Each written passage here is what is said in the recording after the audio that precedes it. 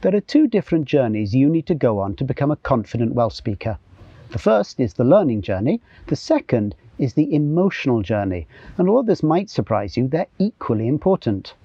Now, I've done face-to-face coaching work with Carol Vorderman, Jeremy Vine, Ruth Jones of Gavin and Stacey, Adrian Childs, Olympic hurdler and world record holder Colin Jackson, rugby legend Scott Quinnell and current Wales rugby star Josh Navidi to help them with both of those journeys.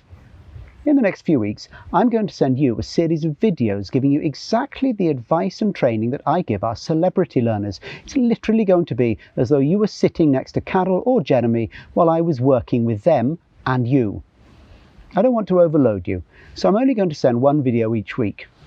And there'll be a link in each email that will let you skip ahead and watch more if you want to. By the time you finish them, you'll have a masterful level of understanding about how to make sure you succeed with both journeys, and you'll be dramatically more likely to become a confident Welsh speaker.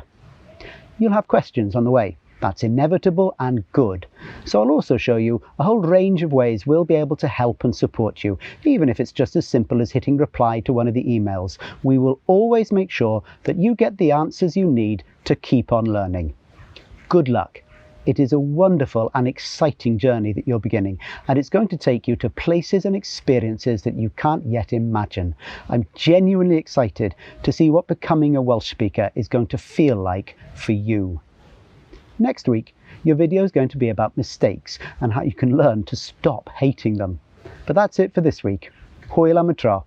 Goodbye for now.